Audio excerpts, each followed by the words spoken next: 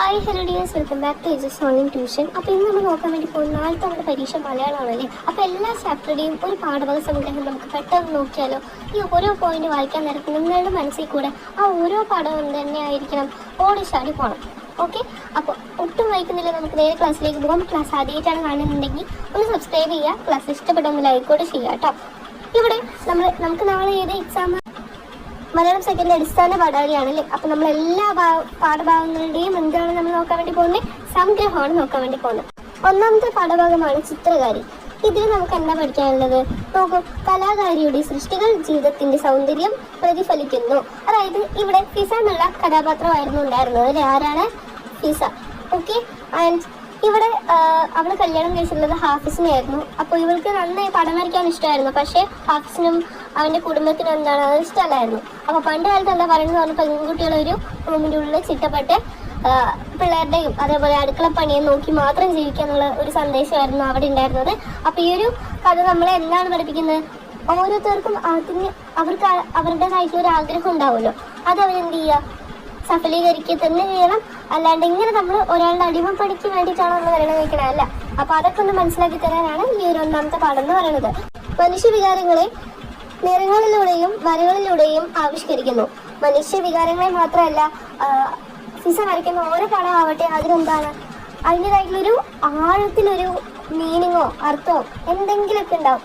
ഒരു സംഭവം ഇല്ലാണ്ട് വെറുതെ ഒന്ന് കുത്തിക്കുറിക്കണ പോലെ അല്ല അവൾ എന്ത് വരച്ചാലും അതിന് ബാക്കിലൊരു ബിഗ് സ്റ്റോറി തന്നെ ഉണ്ടാവും. കലയും ജീവിതവും തമ്മിലുള്ള ആഴത്തിലുള്ള ബന്ധം വ്യക്തമാക്കുന്നു. ഫിസയ്ക്ക് കലയോടുള്ള ജീവിതം എങ്ങനെയായിരുന്നു, അതേപോലെ തന്നെ അവളുടെ ബ്രഷുകൾ എന്നൊക്കെ പറയുന്നത് എന്താണ്, അവൾക്ക് ജീവന തുല്യം വിലപ്പെട്ടാണ്. അതേപോലെ തന്നെ അവളുടെ കൈകളിൽ എന്തൊക്കെ പറയുന്നുണ്ട്, ദൈവം തൊട്ട കൈവിരൽ എന്നൊക്കെ പറയുന്നുണ്ട്. അപ്പോൾ ഇതൊക്കെയാണ് നമ്മൾ ഇവിടെ ശ്രദ്ധിക്കേണ്ട. ഈ 3 പോയിന്റ് വെച്ച് നമ്മൾ എന്ത് ചെയ്യണം, ആ ചാപ്റ്റർ മൊത്തം നമ്മൾ വിശദീകരിച്ച് എഴുതാനായിട്ട് സാധിക്കണം. അത്രേ ഉള്ളൂ. രണ്ടാമത്തെ പാഠഭാഗമാണ് കൽബിലെ നിലാവ്. കൽബിലെ നിലാവിൽ എന്തൊക്കെയാ പറയുന്നത് നമുക്ക് നോക്കാം. സ്നേഹത്തിന്റെയും സൗഹൃദത്തിന്റെയും പവിത്രത പ്രമേയമാക്കുന്നു. ഇവിടെ ഒരു പാട്ടാണ്. അപ്പോൾ നായകൻ തന്നെ നായികയെ കാത്തിരിക്കുന്ന ഒരു സോങ് ആണ് താമര പൂങ്കാവനത്തിൽ എന്നുള്ള ഒരു പാട്ട് എന്ന് പറയുന്നത്. അപ്പോൾ ഇവിടെ അദ്ദേഹത്തിന് തന്റെ നായികയോടുള്ള ആ ഒരു സ്നേഹവും അതേപോലെ ആ ഒരു സൗഹൃദവും അത് എത്രമാത്രം പവിത്രമാണെന്നുള്ളതൊക്കെയാണ് നമുക്കിവിടെ മനസ്സിലാക്കാൻ വേണ്ടി സാധിക്കുന്നത്. 2 സുഹൃത്തുക്കൾക്കിടയിലെ ഹൃദയബന്ധത്തിന്റെ തീവ്രത. ഇതിവിടെ 2 സുഹൃത്തുക്കൾ എന്ന് പറയുന്നത് എന്താണ്, റിലേഷൻഷിപ്പിലാണല്ലോ അവർ രണ്ടുപേരും. അപ്പോൾ അവരുടേതായിട്ടുള്ള ഹൃദയത്തിന്റെ ആ ഒരു തീവ്രത, അവർ എത്രത്തോളം സ്നേഹത്തിലാണ്. അതേപോലെ തന്നെ ഇതിന്റെ ഇടയിൽ പറയുന്നുണ്ട് പൂറാണിയായി, അതേപോലെ പിന്നെ ആരായിട്ട് ഉപമിക്കുന്നത്, ചന്ദ്രൻ നിലാവായിട്ടൊക്കെ ഇവിടെ ഉപമിക്കുന്നുണ്ട് അല്ലേ. അപ്പോൾ അതേപോലെ തന്നെ അവർക്ക് അത്രത്തോളം അവർ തമ്മിൽ ഇഷ്ടത്തിലാണെന്നുള്ള കാര്യമാണ് നമുക്കിവിടെ മനസ്സിലാക്കാൻ വേണ്ടി സാധിക്കുന്നത്. ജീവിതത്തിലെ സുഖദുഃഖങ്ങൾ പങ്കുവെക്കുന്നതിന്റെ പ്രാധാന്യം. അപ്പോൾ നമുക്കിപ്പോൾ ജീവിതത്തിലെ സുഖവും ദുഃഖവും എല്ലാം മാറി മാറി വന്നിട്ടിരിക്കും. ഇപ്പൊ നമുക്കിപ്പോൾ എന്താണ്, ദുഃഖം ആയി കഴിഞ്ഞ് കഴിഞ്ഞാൽ അത് മാത്രമായിരിക്കും ലൈഫ് ലോങ് ഉണ്ടാവുക അല്ല. ഒരു പോസിറ്റീവ് ആയിട്ടുള്ള ഒരു തോട്ട്, ഒരു ഹോപ്പ് വെച്ച് പോവുക എന്നുള്ളതാണ് ഇവിടെ നമുക്ക് പറഞ്ഞ് മനസ്സിലാക്കി തരുന്നത്. വേഗത്തിൽ പറഞ്ഞുപോൾ ഇതുകൊണ്ടാണ് നമ്മുടെ കമ്മ്യൂണിറ്റി ജോയിൻ ചെയ്യുക. അതിലെല്ലാത്തിലും നമ്മൾ ഡീറ്റെയിൽഡ് ആയിട്ട് പറയുന്നുണ്ട്. അതുപോലെ തന്നെ നമ്മളൊരു സ്പെഷ്യൽ കമ്മ്യൂണിറ്റിയാണ് ഇപ്പൊ തുടങ്ങിയിട്ടുള്ളത്. ആരും മിസ്സാക്കേണ്ട, നോട്ട്സ് എല്ലാം അവിടെ ലഭിക്കുന്നതാണ് കേട്ടോ. ഈ അടുത്ത ചാപ്റ്ററാണ് ഒരു പക്ഷിക്കുഞ്ഞിന്റെ മരണം എന്നുള്ള ചാപ്റ്റർ. ഇവിടെ പരിസ്ഥിതി സംരക്ഷണത്തിന്റെയും പ്രാധാന്യം ഓർമ്മിപ്പിക്കുന്നു. ഇവിടെ നമുക്ക് കുറച്ച് 11 കിളികളും അതേപോലെ തന്നെ ഒരു പക്ഷി ശാസ്ത്രക്കാരനാണ് ഇവിടെ ഉണ്ടായിരുന്നത് അല്ലെ. അദ്ദേഹം ഉണ്ടായിരുന്നു, ബ്ലൈൻഡ് ആയിരുന്നു, കണ്ണു കാണില്ലായിരുന്നു.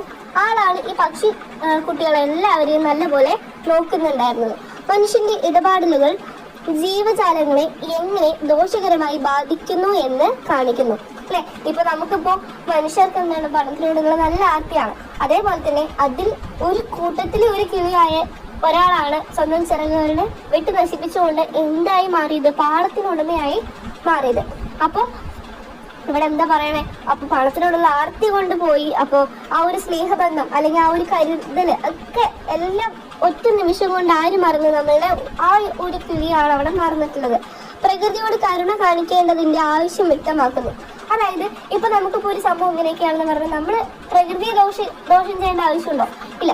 അതേപോലെ തന്നെ ഇവിടെ ഓരോ കിളികൾ പറയാണ് പാടത്തിനുടമയെ പോയി കൊത്തി കൊല്ലട്ടെ എന്നൊക്കെ പറയാൻ നേരത്ത് അവിടെ പക്ഷി ശാസ്ത്രക്കാരൻ എന്താണ് പറയുന്നത്, വേണ്ട, നമുക്ക് എല്ലാവർക്കും എന്താണ് അഹിംസ ഒന്നിനെയും ഒരു എന്താണ് സൊല്യൂഷൻ അല്ല.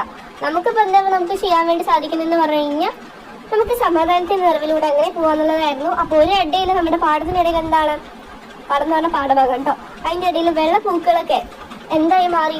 ചുവന്ന പൂക്കളായി മാറി എന്നുള്ളൊരു സ്ഥിതി. ലാസ്റ്റ് എന്താണ് പാഠത്തിലുടമയ്ക്ക് കാര്യം മനസ്സിലായിരിക്കും. അവരുടെ ഗ്യാങ്ങിലേക്ക് വീണ്ടും ചേരാൻ നേരത്തെ എന്താണ്, അപ്പൊ ആ പൂക്കളെല്ലാം തിരിച്ച് വെള്ള പൂക്കളായി മാറുന്ന ഒരു സിറ്റുവേഷനോടെ പറയുന്നുണ്ട് കേട്ടോ. ഇനി അടുത്താണ് വിഷുക്കണി എന്നുള്ള ചാപ്റ്റർ. ഇവിടെ കേരളത്തിന്റെ തനതായ സംസ്കാരത്തിന്റെയും പാരമ്പര്യത്തിന്റെയും പ്രതീകം. നമുക്കറിയാം വിഷു എന്ന് പറയുന്നത് ഒരു വലിയൊരു ഉത്സവമാണ് നമ്മുടെ കേരളത്തിൽ തന്നെ. അപ്പോൾ ഇവിടെ എന്തൊക്കെയാണ് പ്രാധാന്യം? ഇപ്പൊ നമുക്കറിയാം കണി വെക്കുന്നു, അതേപോലെ തന്നെ പടക്കം പൊട്ടിക്കുന്നു, കൈനീട്ടം കിട്ടുന്നു. അപ്പൊ ഇതൊക്കെ നമുക്ക് വളരെ ഇഷ്ടമുള്ള കാര്യമാണ് അല്ലേ. അപ്പൊ അത് എത്രത്തോളം സംസ്കാരത്തിന്റെ പാരമ്പര്യത്തിന്റെയും പ്രതീകമാണെന്നുള്ള കാര്യമാണ് ഇവിടെ പറയുന്നത്. അപ്പോൾ പാരമ്പര്യമായി ഓരോ തലമുറയായിട്ട് നമുക്ക് പറഞ്ഞു തരുന്നതാണ് ഇന്ന കാര്യങ്ങൾ. ഇപ്പൊ കണിയൊക്കെ ഒരുക്കണം എന്നുണ്ടെങ്കിൽ അത് പാരമ്പര്യമായിട്ട് നമുക്ക് തരുന്ന മെസ്സേജിലൂടെയാണ് നമുക്കറിയാം, അല്ലാണ്ട് അറിയോ ഇല്ല. അപ്പൊ അതൊക്കെ ഇവിടെ പറയുന്നുണ്ട്. വിഷു നൽകുന്ന സമൃദ്ധിയുടെയും സന്തോഷത്തിന്റെയും സന്ദേശം. വിഷു നമുക്ക് കുറെ സന്തോഷം തരും. ഒന്നാമത്തെ കാര്യം കൈനീട്ടം, രണ്ടാമത്തെ എന്താണ് പടക്കമൊക്കെ പൊട്ടിക്കാം, പിന്നെ നമുക്ക് കുറെ കളിക്കാം, പിന്നെന്താ നല്ല അടിപൊളി കണി കാണാൻ പ്രാർത്ഥിക്കാം എന്നുള്ള കാര്യങ്ങളൊക്കെ നമുക്കിവിടെ പഠിക്കാം. മലയാളിയുടെ പ്രത്യാശയുടെയും ഐശ്വര്യത്തിന്റെയും ഉത്സവം. അപ്പോൾ മലയാളിയുടെ എന്താണ് പ്രത്യാശയായാലും ഐശ്വര്യമായാലും ഒരു ഉത്സവമാണെന്നാണ് പറയുന്നത്.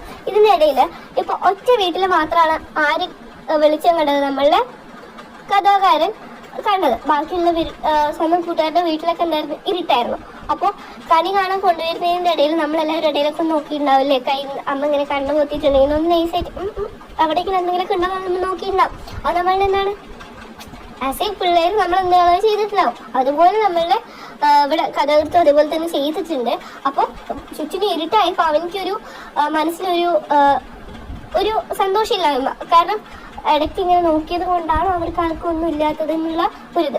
അപ്പൊ അവനിക്ക് തോന്നുന്നത് നമ്മൾ ഐശ്വര്യ ദേവതയെ തരം താഴ്ത്തുകയല്ലേ എന്നുള്ളൊരു തോന്നൽ അവിടെ വരികയാണ്. ഓക്കെ, ഇനി അടുത്ത ചാപ്റ്റർ ആനന്ദാസ് റുക്കൽ. എനിക്ക് ഏറ്റവും കൂടുതൽ ഇഷ്ടപ്പെട്ട ഒരു ചാപ്റ്ററാണ് ആനന്ദാസ് റുക്കൽ എന്ന് പറയുന്നത്. കാരണം ഇവിടെ എത്രത്തോളം നല്ലൊരു മെസ്സേജാണ് നമുക്ക് തരുന്നതെന്ന് നമുക്ക് നോക്കാം അല്ലെ. ഇവിടെ മനുഷ്യാനുഭവങ്ങളിൽ സന്തോഷവും സങ്കടവും തമ്മിലുള്ള ഇഴയടുപ്പും. അപ്പൊ ഇവിടൊക്കെ നമുക്ക് എന്താ പറയാൻ വേണ്ടി സാധിക്കണം എന്ന് പറഞ്ഞു കഴിഞ്ഞാൽ, നമുക്ക് എല്ലാവർക്കും ഓരോ അനുഭവങ്ങൾ ഉണ്ടാവും. അതിപ്പോൾ സന്തോഷമായാലും സങ്കടമായാലും അതിന് തമ്മിലുള്ള ഒരു എക്സാക്റ്റ് ഒരു പ്രതീകമാണെന്ന് ഈ ഒരു ചാപ്റ്റർ എന്ന് പറയുന്നത്. കഥാപാത്രങ്ങളിലെ തീവ്രമായ വികാര പ്രകടനങ്ങൾ, ജീവിതത്തിലെ ഹൃദയസ്പർശിയായ മുഹൂർത്തങ്ങളുടെ വിവരണം.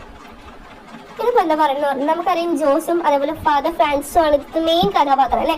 അപ്പോൾ കഥാപാത്ര നിരൂപണത്തിന്റെ വീഡിയോ തന്നെ വേണമെന്നുണ്ടെങ്കിൽ പറഞ്ഞാൽ മതി, ജസ്റ്റ് കമന്റ് ചെയ്യലോ കേട്ടോ.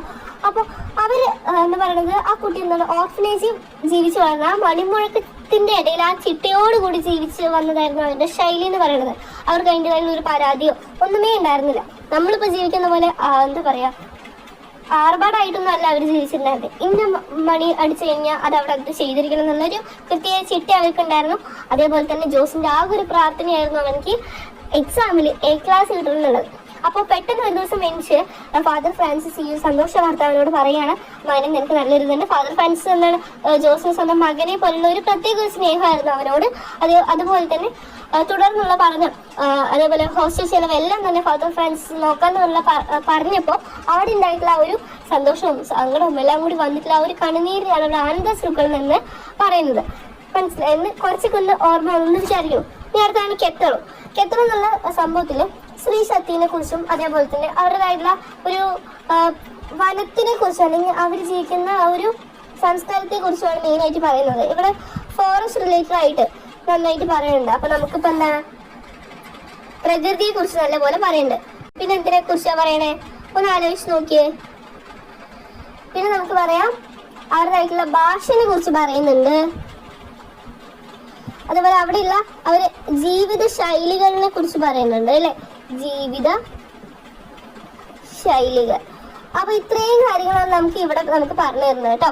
അപ്പൊ ഇത് ജസ്റ്റ് വായിക്കുന്നില്ല, വായിച്ചേക്കാം. ശ്രീ ശക്തിയുടെ അതിജീവനത്തിന്റെയും കഥ, ജീവിതത്തിലെ സംഘർഷങ്ങളെയും വെല്ലുവിളികളെയും നേരിടുന്ന പെൺകരുത്ത്, സാമൂഹികമായ വേർതിരിവുകൾക്കെതിരെയുള്ള പോരാട്ടം. ഇത് ശരിക്കും ഇതിന്റെ ഒരു പാഠ സന്ദർഭമാണെന്ന് ചോദിച്ചാൽ അല്ല, എന്തോ ഒരു മിസ്റ്റേക്ക് പറ്റിയല്ലോ. അപ്പൊ നിങ്ങൾ എന്ത് ചെയ്യുക, ഇത് നോക്കണ്ട. നമുക്കിവിടെ പ്രകൃതി ഞാൻ പോയിന്റ് ആക്കി പറഞ്ഞുതരാം. ഒന്ന് പ്രകൃതി, രണ്ട് ഭാഷയെ കുറിച്ച്, മൂന്ന് അവരുടെ ജീവിത ശൈലികളെ കുറിച്ചാണ് പറയുന്നത്. ഇവിടുത്തെ ഭാഷ എന്തായിരുന്നു? റാവുള്ള ഭാഷയിലായിരുന്നു ഇവര് എഴുതിയിട്ടുണ്ടായിരുന്നു. ഓക്കെ, അപ്പൊ ഈ ഒരു സംഭവത്തിൽ പറയണത് എന്താന്ന് പറഞ്ഞു കഴിഞ്ഞാൽ അവർക്ക് ആ പ്രകൃതിയോടുള്ള എത്രമാത്രം ആത്മാർത്ഥതയാണ്. അതേപോലെ ഭാഷ അവർക്കൊരു വേറൊരു ഏട്ടക്കൂരി എന്ന് പറഞ്ഞ സംഭവങ്ങളൊക്കെ എത്തുന്നു. അപ്പോൾ അവിടെ ഒരു പ്രത്യേകമായിട്ടുള്ള ഒരു ഭാഷ, അതേപോലെ അവരുടെ ജീവിത ശൈലികൾ അവരെങ്ങനെയായിരുന്നു ജീവിച്ചിട്ടുണ്ടായിരുന്നത്, ഓരോ സംഭവങ്ങളൊക്കെ ചെയ്തിട്ടായിരുന്നു അവർ ജീവിച്ചിട്ടുണ്ടായിരുന്നത് ഒരു പ്രത്യേക ഒരു സന്ദർഭങ്ങളെല്ലാം നമുക്ക് അതിൽ വ്യക്തമാണല്ലോ. അതാണ് ഈ ഒരു പാഠഭാഗത്തിൽ പറയുന്നത് കേട്ടോ. എന്ത് വ്യക്തിയാവോ അറിയില്ല, നോക്കാം. ചരിത്രം രചിച്ച നാടകം. നാടകം എന്ന കലാരൂപത്തിന്റെ ചരിത്രപരമായ പ്രാധാന്യം. ഇവിടെ ഇപ്പോ ഒരു നാടക രൂപേണ വലിയൊരു മാറ്റം സൃഷ്ടിച്ച ഒരു പാഠഭാഗമാണ് ചരിത്രം രചിച്ച നാടകം. ആ നാടകത്തിന്റെ പേരാണ് അടുക്കളയിൽ നിന്ന് അരങ്ങത്തേക്കുന്നുള്ളത്. ഇവിടെ സ്ത്രീ ശക്തിപരമായിട്ടുള്ള കാര്യങ്ങളാണ് പറഞ്ഞിട്ടുള്ളത്. എനിക്ക് തോന്നുന്നു ഈ പോയിന്റ്സ് എവിടെയാ വരേണ്ടത്, നമുക്ക് ഈ ഒരു ചാപ്റ്ററിലാണ് വരേണ്ടത് തോന്നുന്നു കേട്ടോ. അപ്പൊ ഞാൻ ജസ്റ്റ് ഒന്ന് മാർക്ക് ചെയ്തിട്ടേക്കാം. ഈ ഒരു ആരോ മാർക്ക് നിങ്ങൾ നോക്കി നോട്ട് വായിക്കാൻ നേരത്തെ ഈ പോയിന്റ് കൂടെ ഉൾപ്പെടുത്തി വായിക്കാം. ഇവിടെ അതിജീവനത്തിന്റെ, അതായത് സ്ത്രീ ശക്തിയുടെയും അതിജീവനത്തിന്റെയും കഥ, ജീവിതത്തിലെ സംഘർഷങ്ങളെയും വെല്ലുവിളിയും നേരിടുന്ന പെൺകരുത്ത്, അതേപോലെ സാമൂഹികമായ വേർതിരിവുകൾക്കെതിരെയുള്ള പോരാട്ടം, ഇതെല്ലാമാണ് ഈ ഒരു നാടകത്തിൽ നിന്ന് നമുക്ക് മനസ്സിലാക്കാൻ വേണ്ടി സാധിക്കുന്നത്. സമൂഹത്തിൽ മാറ്റങ്ങൾ വരുത്താൻ നാടകത്തിനുള്ള കരുത്ത്. എങ്ങനെയൊക്കെയാണ് അത്രയും നാളും ഒരു വേറൊരു തോട്ടായിരുന്നിട്ടുള്ള പെട്ടെന്ന് ഈ ഒരൊറ്റ നാടകത്തോടു കൂടി അവരെല്ലാവരും മാറുകയായിരുന്നു ചെയ്തിട്ടുണ്ടായിരുന്നത്. മനുഷ്യവികാരങ്ങളെ വേദിയിൽ ആവിഷ്കരിക്കുന്ന രീതി, അതായത് ചില ടാബു ടോപ്പിക് എന്ന് പറഞ്ഞാൽ എന്താണ്, നമ്മൾ പുറത്ത് പറയാൻ പറ്റാത്ത കാര്യങ്ങൾ അല്ലെ, അതെന്ത് ചെയ്തു നമ്മളുടെ ഭട്ടതിരിപ്പാട് മൈക്കിൽ അങ്ങോട്ട് വെച്ചു. അപ്പോഴത്തേനും എല്ലാവരും അതൊക്കെ അങ്ങ് നിർത്താനായിട്ട് കുറെ പറഞ്ഞെങ്കിലും ലാസ്റ്റ് എല്ലാവർക്കും മനസ്സിലായി ഇതെല്ലാം വെറുതെയാണ്, ഇതൊന്നും വേണ്ടായിരുന്നു എന്നുള്ള ഒരു തോട്ട് ഇത്രയും നാളും ഒരു വലിയൊരു കോളിലൊക്കെ തന്നെ സൃഷ്ടിച്ചതായിരുന്നു ഈ ഒരു ചരിത്ര രചിച്ച നാടകം എന്ന് പറയുന്ന ഈ ഒരു ചാപ്റ്റർ. ഓക്കെ, പിന്നെ അവരെല്ലാവരും മാറി. പിന്നെ അതായത് 3 പുത്രനാണ് അവർക്ക് മക്കളെന്നുണ്ടെങ്കിൽ അതിൽ മൂത്ത പുത്രന് മാത്രമേ കല്യാണം കഴിക്കാനുള്ള അവകാശം ഉണ്ടായിരുന്നുള്ളൂ. പിന്നെ അത് മാറി മാറി എല്ലാവരും കല്യാണം കഴിക്കാൻ തുടങ്ങി, പഠിക്കാനുള്ള അവകാശം കിട്ടാൻ തുടങ്ങി. അതൊക്കെയാണ് അവിടെ പറയുന്നത്. ഇനി അടുത്ത ചാപ്റ്ററാണ് എൻ്റെ ഭാഷ. എൻ്റെ ഭാഷയിൽ നമ്മളുടെ ഭാഷയെക്കുറിച്ച് എത്രത്തോളം നമുക്കിവിടെ പറയാൻ പറ്റുന്നു അത്രത്തോളം പറഞ്ഞിട്ടുണ്ട്. പൊറ്റമ്മയായിട്ടും പെറ്റമ്മയായിട്ടും എല്ലാം നമ്മുടെ ഭാഷയിൽ തരംതിരിക്കുന്നത്. ഇപ്പൊ നമ്മളുടെ പെറ്റമ്മയാണ് ആര്? മലയാള ഭാഷ. പോറ്റമ്മയായിട്ടുള്ള ഭാഷകളാണ് ഹിന്ദി, ഇംഗ്ലീഷ്, സാൻസ്ക്രിറ്റ് അങ്ങനെയുള്ള എല്ലാ ഭാഷയും നമ്മുടെ പോറ്റമ്മയാണ്. ഓക്കെ, മനുഷ്യന്റെ പ്രാഥമിക ആശയവിനിമയ ഉപാധിയായ ഭാഷയുടെ പ്രാധാന്യം. ഓക്കെ, ഇവിടെ ഭാഷയുടെ പ്രാധാന്യത്തെ കുറിച്ച് പറയുന്നു. മാതൃഭാഷയോടുള്ള സ്നേഹവും അതിന്റെ ഉപയോഗവും, അതിനോടുള്ള ഉപയോഗവും എല്ലാം നല്ല വൃത്തികൾ നമുക്ക് പറഞ്ഞു തരുന്നുണ്ട്. സംസ്കാരത്തിന്റെ അടിസ്ഥാനമായി ഭാഷയെ അടയാളപ്പെടുത്തുന്നു. സംസ്കാരത്തിൽ നിന്നാണ് ഒരു അടിസ്ഥാനമായിട്ടുള്ള നമ്മളുടെ ഈ ഒരു മലയാള ഭാഷയെ എന്ത് പറയുന്നുണ്ട്, അടയാളപ്പെടുത്തുന്നു. നല്ല പോയിന്റ് ആണ്, ഇത് പഠിച്ചു വെക്കണം കേട്ടോ. ഇവിടെ നമുക്ക് എന്താ പറയണമെന്ന് പറഞ്ഞു കഴിഞ്ഞാൽ നമ്മളിപ്പോ പെറ്റമ്മയായിട്ടും പോകത്തില്ല, നമ്മളിപ്പോ അമ്മന്റെ മുലപ്പാല് പോലെ എത്രത്തോളം അമൃതാണെന്നൊക്കെ പറഞ്ഞ് നമ്മൾ പറയാറില്ലേ, അതുപോലെ തന്നെയാണ് നമുക്ക് നമ്മുടെ മലയാള ഭാഷയും. അത് നമ്മൾ വെറുതെ ഒന്നും അറിയാണ്ടിരിക്കരുത്, നല്ലപോലെ അതിനെ വേണ്ടി പഠിക്കുക. നമുക്ക് ഏതാണ് നമ്മളുടെ പെറ്റമ്മയായിട്ടുള്ള ഭാഷ അതിന് നമ്മൾ കൈവിടരുത് എന്നൊക്കെയാണ് നമുക്ക് ഈ ഒരു പാഠഭാഗത്തിൽ നിന്ന് മനസ്സിലാക്കി തരുന്നത്. അതേ ഒരു സന്ദേശമാണ് നമുക്ക് വിജ്ഞാന ഭാഷയും വൈജ്ഞാനിക സമൂഹം എന്നുള്ള ഈ ഒരു ചാപ്റ്ററിൽ നമുക്ക് പഠിക്കാനായിട്ടുള്ളത്. അതായത് അറിവിന്റെ പ്രാധാന്യവും സമൂഹത്തിലെ അതിന്റെ പങ്കും. ഇപ്പൊ നമുക്കിപ്പോൾ ഓരോരുത്തർക്കും ഓരോ അറിവുകളായിരിക്കും. ഇപ്പൊ എനിക്ക് കംപ്ലീറ്റ് ആയിട്ടുള്ള ആരും പെർഫെക്റ്റ് അല്ല 100%. ഇപ്പൊ എനിക്കറിയാത്ത ചിലപ്പോൾ നിങ്ങൾക്കറിയാം, നിങ്ങൾക്കറിയാത്ത ചിലപ്പോൾ എനിക്കറിയാം. അപ്പോൾ അതുപോലെ തന്നെ നമുക്ക് ഓരോരുത്തർക്കുള്ള ഓരോ അറിവും നമ്മളുടെ സമൂഹത്തിൽ എത്രത്തോളം ഇത് പങ്ക് വഹിക്കുന്നുണ്ട് അല്ലെങ്കിൽ എത്രത്തോളം പ്രാധാന്യമാണെന്നുള്ളത് നമ്മളെ മനസ്സിലാക്കുന്നു. വിജ്ഞാനം എങ്ങനെ മനുഷ്യരെയും സമൂഹത്തിനെയും വളർച്ചയ്ക്ക് കാരണമാകുന്നു എന്നുള്ള കാര്യം പറയുന്നു. ഇപ്പൊ നമുക്കിപ്പോ പുതിയ നവീന ഉപയോഗങ്ങൾ, അതായത് നവീന പ്രൊഡക്റ്റുകൾ അല്ലെ, അതൊക്കെ എന്താ പറയാ നമ്മൾ യൂസ് ചെയ്യാനായിട്ട് നമ്മൾ റെഫറൻസ് ബുക്കായിട്ട് നമ്മൾ മലയാള ലിപി തന്നെ ഇറക്കി കഴിഞ്ഞാൽ, അല്ലെങ്കിൽ മലയാള ഭാഷയിലുള്ള ബുക്കുകൾ തന്നെ നമ്മൾ ഇറക്കി കഴിഞ്ഞാലാണ് നമുക്ക് എല്ലാവർക്കും അതൊരു വിജ്ഞാന ഭാഷയായി മാറുള്ളൂ എന്നുള്ളതൊക്കെ നമുക്കിവിടെ മനസ്സിലാക്കി തരുന്നു. വിജ്ഞാന സമ്പാദനത്തിലൂടെയുള്ള